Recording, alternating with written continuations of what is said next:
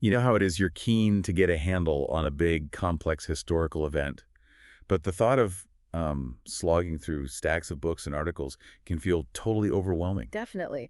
It's a lot. That's where we come in. Welcome to the Deep Dive, your shortcut to being truly well-informed. We sift through the source material and pull out the crucial insights, maybe with a surprising nugget or two to, keep things lively. And today, we're taking a deep dive into a really fascinating and often overlooked aspect of World War II, the wartime diaries of Japanese writers. We'll be drawing on excerpts from Donald Keene's illuminating work on this subject. Exactly. We've got the private reflections of some, well, pretty significant literary figures. Novelists like Nagai Kafu, Takami Jun, Yamada Futaro, Hirabayashi Taiko, and the scholar Watanabe Kazuo. And what's particularly striking, as we'll discover, is how frequently these diaries reveal private doubts and anxieties. I mean, even while the public was largely convinced of Japan's ultimate victory, it's quite revealing. Right, so our mission today for you, the learner, is to really explore the perspectives of these Japanese intellectuals during the war. We want to understand their initial reactions to the conflict, how their viewpoint shifted as the war unfolded, and ultimately what their experiences tell us about a more nuanced understanding of wartime Japan. Yeah. Moving beyond simplistic propaganda. Prepare for some surprising aha moments along the way. Okay, let's start by unpacking their initial reactions to the outbreak of war after Pearl Harbor. You might assume a completely unified patriotic response, right? That's the common perception, yeah. And there was certainly a surge of public pride. Undeniably. In the wake of the attack, a powerful sense of national pride swept through many in Japan. Some even expressed a strong belief in Japan's divine destiny, the idea of the land of the gods and their inherent superiority as a first-class people. That was definitely part of the narrative. But the diaries actually paint a more intricate picture. Nagai Kafu, for instance. He recorded in his diary that he was least moved by the news. Least moved. That's quite something. And Ichie, who translated English literature, You'd think he might have complex feelings. right. His initial reaction was surprisingly subdued. He actually observed that people on the street seemed rather downcast, which is interesting. It really highlights that even amidst this wave of nationalistic fervor, individual skepticism, maybe detachment, it still persisted. It suggests the internal complexity wasn't just black and white. Good point. And Ichi's diary also unveils, well, a darker aspect later on. Oh. He later expressed exhilaration over the sinking of American warships. He even drew a parallel to the surprise attacks of the Russo-Japanese War. Despite the international condemnation those earlier attacks faced. Exactly. It just shows how quickly perspectives could shift, or maybe how existing justifications resurfaced in the heat of the moment. There's also the significant undercurrent of hostility towards the Anglo-Saxons. Keene points out that for some, like the poet Takamura Kutar, Yes, Takamura. this stemmed from personal experiences of racial discrimination in the West. He apparently deeply resented being called a Jap and his country referred to as Japan instead of Nippon. That makes sense. Personal experience feeding into a larger narrative. So beyond his personal experience, how widespread was this sentiment, this resentment towards the West? Did it change much as the war went on? That's a key question. This resentment, fueled by real experiences of racism, was indeed quite widespread and became a powerful element in the wartime narrative. It provided a justification, didn't it? Yeah, it seems like it. And as the war progressed, particularly as things started going badly for Japan, this resentment arguably just intensified. It kind of morphed into this defiant nationalism. What's fascinating here is the paradox. Yeah. Accusing England and America of starting the war. Right, the official line. But patriotism seemed to just override factual accuracy for many, even Ichise, despite his work connecting him to English. Yeah, he felt no need to justify his jubilation. He seemed to genuinely believe it was Japan's destiny to fight, as he put it, top-ranking white men, to prove they were a first-class nation. Wow. And Yoshida Kenichi, another scholar of English literature, he wrote about living with completely changed ideas after December 8th. Like a switch flipped. Yeah, feeling that a long-awaited moment had finally arrived. It really underscores how the start of the war triggered this profound shift in awareness for so many. It certainly did. So we've seen these initial reactions. Now let's delve into how Japan tried to build its regional influence through the Greater East Asia concept. Right. The concept of the Greater East Asia co-prosperity sphere, this was Japan's vision, wasn't it? A self-sufficient bloc of Asian nations, led by Japan. theoretically to liberate them from Western colonialism. That was the pitch anyway. And the various wartime conferences were central to Japan's stated war aims, trying to promote this vision. And these grand conferences were organized. We had the Greater East Asia Writers' Conference. Attended by delegates from Japan, Korea, Taiwan, China, Manchukuo, Mongolia. Quite a gathering. And significantly, Japanese served as the official language. Which really emphasized Japan's dominant role, didn't it? No subtlety there. The themes discussed at these conferences were often, well, pretty extreme, focusing on ideas like the annihilation of American and English culture. Yeah, Keen highlights figures like Fujita Tokotaro, a Japanese literature scholar who displayed just intense fanaticism in his pronouncements. Really quite shocking stuff. Then there was the Greater East Asia Congress, more for statesmen. Right, from newly independent nations like Burma and the Philippines, plus representatives from Japanese-backed governments in China and Manchukuo. Thailand sent a deputy prime minister, but apparently he was notably less enthusiastic. And Indonesia and Malaya were excluded altogether. Why was that, do you think? Well, likely because their resources, oil, rubber, were just too crucial to Japan's war effort. Real independence wasn't really on the table for them. So much for liberation. It's fascinating to observe the superficial enthusiasm at these events. Right. But underneath, there was often private opposition. Some privately called it Manchukuoization, referring to the puppet state in Manchuria.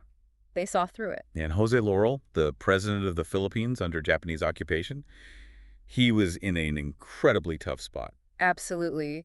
He notably refused to declare war on the United States, which really underscores the tensions and complexities bubbling under the surface of this Greater East Asia idea. We also see the establishment of the Bunpa, the Patriotic Association of Japanese Literature. Lots of writers joined up. Yeah, and the reasons varied. Some perhaps genuinely believed in the cause. Others maybe saw it as a way to, I don't know, atone for past leftist leanings, get back in the government's good graces. That's possible, but some prominent figures held out. Nagai Kafu, Uchida Hayaken, they steadfastly refused to participate. Hayaken apparently had a particular disdain for writers who got too close to politicians. And Takami Jun also initially resisted joining, didn't he? He did. His eventual decision to join the Bunpu in 1945, right near the end. It's complex. He doesn't explicitly say why in his diary, does he? But maybe the salary helped, or perhaps clearing his name after being arrested earlier as a suspected communist. Should be. And Miyamoto Yuriko, a well-known communist writer, she later admitted joining because she felt increasingly isolated. So the motivations were all over the map, really. Genuine belief, career needs, pressure to conform. It's a powerful look at how personal conscience interacts with state ideology in wartime. Okay, so we've explored the initial reactions and this grand vision of Greater East Asia, but as the war dragged on, reality started hitting home. Let's look at how the emerging defeats impacted the diarists' perspectives. This is where it gets really interesting. Yes, the impact of defeats after that first year or so was definitely significant. Publicly, of course, the facade of confidence was mostly maintained. Had to be right. But in their private diaries, you really start to see the doubts and anxieties creeping in. Often expressed pretty subtly, though, because the fear of the military police, the Kempeitai, was absolutely pervasive. Takami Jun, for example. Even as he felt ashamed of the cooperative works he'd produced for the war effort. Propaganda pieces, essentially. Yeah, he was still really fearful of the authorities. But Kurosawa, in contrast, showed remarkable courage. He was determined to record the truth as he saw it, wasn't he? In his diary, he openly lamented the complete absence of honest political discussion in Japan. And he knew the risk. He lived under the constant threat of arrest. Kurosawa's reaction to the praise for the mass suicides on Saipan is particularly jarring, too. All the civilians jumping off cliffs. Exactly. He was horrified by the newspaper accounts glorifying it women, children glorifying their deaths rather than face capture. It's starkly contrasted with his own value for life. Nagai Kafu echoed that critical view, didn't he? He was skeptical of the whole gyokusai, the honorable suicide idea. Yes, he accused the leadership of basically sacrificing soldiers just to protect their own reputations. Pretty scathing. We also see a subtle but telling shift in Prime Minister Tuju's speeches around this time. After the loss of Attu Island in the Aleutians. That's the one. His rhetoric started focusing more intently on Greater East Asia, rather than the earlier talk of boundless Japanese expansion. Which suggests maybe a private recognition that things weren't going according to plan, a scaling back of ambitions, at least rhetorically. Then came the bombings, the experience of the increasingly frequent and intense American air raids after Iwo Jima fell. That must have been terrifying. It provides such a stark, visceral picture of the war's impact on daily life for ordinary Japanese civilians. Absolutely devastating. Yamada Futaro noted this chilling evolution in public conversation. What did he observe? Well, initially the focus was all on the war's progress. Then it shifted to the growing shortages, food, everything. Then the air raids became the main topic. Then eventually, Eventually, in public places like bathhouses, conversation just dwindled. Silent exhaustion, a kind of resigned acceptance. He felt Yamato Damashi, the Japanese spirit, was the only thing left holding people together. wow, and for Nagakafu, the bombings brought terrible personal loss. His house was destroyed. Read all his books. Irreplaceable. Yamada also recorded something interesting details of a lecture by a Dr. Suzuki Bunshiru What was that about? the remarkable work ethic of the Americans, even among prisoners of war. An unexpected observation, maybe. In striking contrast to all this gloom, Uchida Hayakin's diary entries during the bombings. They're surprisingly cheerful. Yeah, it's quite odd. His focus stays on really immediate comforts like cigarettes and sake. Just shows the different ways people cope, I suppose. Definitely. But Watanabe Kazuo's diary, his is exceptionally raw and intense. How so? It opens with this palpable desire for vengeance against those who fan the flames of nationalism. He expresses just profound despair and slams the intellectual cowardice he saw around him. He didn't hold back. Not at all. His diary also recounts horrifying stories of cruelty towards wounded Japanese soldiers by their own side. Really? Like what? Giving them hand grenades to finish themselves off, even poisoning them, it's brutal. And notably, he had zero sympathy for Hitler. Watanabe's decision to leave Tokyo, then, it sounds like it came from a place of deep disillusionment. Completely. With the war, with Japanese society. But he still held on to this hope for Japan's rebirth after the destruction he saw as inevitable. He contrasted his own pragmatic view with his cousin's determination to fight to the end, calling it tragically stupid. His diary really captures that internal conflict, the harsh reality some intellectuals were grappling with. And Takami Jun. His descriptions of Tokyo's devastation sound very detailed. Incredibly detailed. But amidst all the destruction, he also notes the resilience of people. There's even this strange little anecdote about Rakyu. Pickled onions? Yeah, some people apparently believed they offered protection against bombs. Wow. The things people cling to. Exactly. His diary captures these shifting emotions, his reflections while watching a broken-down streetcar. It's a really powerful, intimate glimpse into the everyday experience of living under siege. So the war grinds towards its end. The news of the atomic bombings. Hiroshima, then Nagasaki. That was an unimaginable shock. Profound shockwaves, absolutely. And then very quickly after Nagasaki, the Soviet Union declared war, the final blows. And then came the Emperor's broadcast, accepting the Potsdam Declaration. The Jade Voice, they called it. A absolutely pivotal moment. And it's significant, isn't it, that the words surrender and defeat were deliberately avoided in the official announcement. Very carefully phrased. How did the diarists react? It varied quite a bit. Tokugawa Muse recorded a deeply emotional response. Princess Nashimoto Itsuko expressed this complex mix of pride, still, but also anger. And the Potsdam Declaration itself, it demanded unconditional surrender. That was the reality. Unconditional, no negotiation. Yamada Futaro wrote about his fear, right? Fear of the Allied occupation, anxiety about the Emperor's fate. Deep anxiety. But Osaragi Jiro noted something else, an underlying sense of relief, despite the pain of surrender. Relief that it was finally over. Perhaps. But alongside that, rumors started spreading like wildfire. Continued resistance, fears about the occupying forces, unfounded fears about Korean violence, how American soldiers would behave, stories of suicides, even cannibalism, a real climate of fear and misinformation. Takami Jin even made a grim comparison, didn't he, between Japanese suicide rates and those in Germany after their defeat. He did. And General Tsuju's failed suicide attempt. The public reaction was fascinating. What was it? Initially, apparently, it was this kind of relieved, almost sarcastic, so he's done it at last. But that quickly shifted to scorn when the attempt failed. It shows just how complex and contradictory the emotions were right then. And the press. Yeah. Their sudden U-turn after the surrender. Oh, yeah. Abruptly predicting this new era of freedom for literature. Which absolutely infuriated Takami. He was appalled by the complete lack of self-reflection about their own role during the war. No apologies, just switching sides. A total lack of accountability. But Ozaki Shiro, in contrast, was surprisingly cheerful, very pragmatic about the role of writers in the post-war world. So very different reactions, even among the writers. Absolutely. And Takami had this moment of reflection, too, about the brutal treatment of Chinese people by Japanese soldiers. He expressed this sincere hope for a future built on genuine respect. A growing awareness, maybe. And then that photograph. Yeah.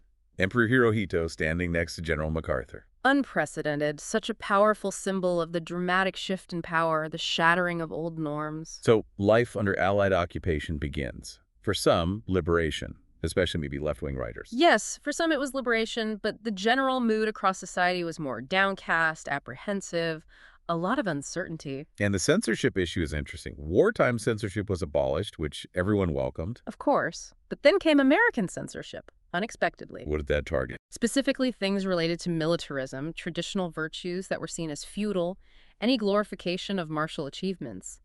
Even Tanizaki Junichiro's story, A Portrait of Shonkin, which seems pretty innocuous. That got banned. Why? It's not entirely clear from Keen's account, but it fell foul of the new censors somehow, maybe seen as reinforcing undesirable traditional values. It caused considerable dismay among writers and artists.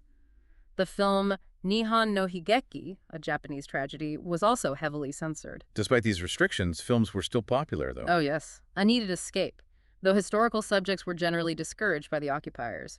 Furukawa Roppa's comedies were apparently huge hits. Providing some much-needed laughter. Exactly. Though even Roppa had to carefully navigate the occupation authorities' sensitivities and rules to get his shows staged. And book publishing. Did that recover? It did rebound, surprisingly quickly, despite ongoing paper shortages. Reprints of pre-war literary works were particularly popular. Maybe people were yearning for a culture that existed before the war took over everything. Takami Jun's diary entries during this period. They sound quite bleak still. Yeah, he reveals this marked absence of joy in his writing. It felt like an obligation, he said, not a pleasure anymore. He was still grappling with intense emotional turmoil, arguments with his mother, things like that. And his observations of American soldiers and the demobilized Japanese officers. Led him to some pretty critical reflections on Japanese identity and behavior. He noted this perceived tendency towards cruelty when in power and then servility when power shifted. Harsh words. Yet, despite these criticisms, he still loved Japan. Deeply. It's contradictory. He even records applauding newsreel footage showing the Special Attack Force planes, the kamikazes. It shows the complexity, the tangle of feelings. Yamada Futaru, meanwhile, wanted to become a newspaper reporter. Yeah, to combat corruption in post-war society. But interestingly, he still identified America as the main enemy. Old resentments die hard, perhaps. Takami's observations of interactions between Japanese civilians and American soldiers are fascinating, too. Station attendants flirting with GIs, children cheerfully greeting jeeps. But he also felt shame. Shame at certain obsequious behaviors he witnessed among some Japanese. It highlights the really intricate, sometimes uncomfortable dynamics of the occupation. And his experience at the cabaret with the Allied Armed Forces Only sign? That clearly hit him hard, leading to reflections on Japanese complicity during the war. He also mentions his awareness of the military's horrific treatment of comfort women, adding another layer of moral complexity. So when we bring it all together, these wartime diaries offer you, the learner, a truly complex and, often contradictory snapshot of Japan during this pivotal era. Absolutely.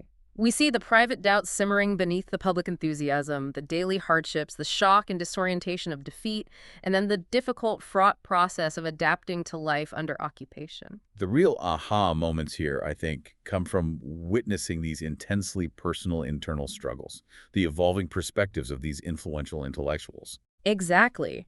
Their first-hand accounts give us a much richer, more human understanding of this critical historical period. It lets us move beyond those simplified, one-dimensional narratives of wartime Japan. And considering the intense emotional currents, the massive societal shifts documented here, it really makes you wonder, doesn't it? How does a nation truly come to terms with its past? How does it navigate a fundamentally altered future? That's the big question. And what echoes of these experiences might still resonate today? Not just in Japan, but maybe in any society that's gone through huge transformations. Definitely food for thought. So if this deep dive has sparked your curiosity, we strongly encourage you to explore Donald Keene's comprehensive work. It offers an even deeper dive. Or perhaps seek out the individual writings of the diarists we've discussed today. Hmm.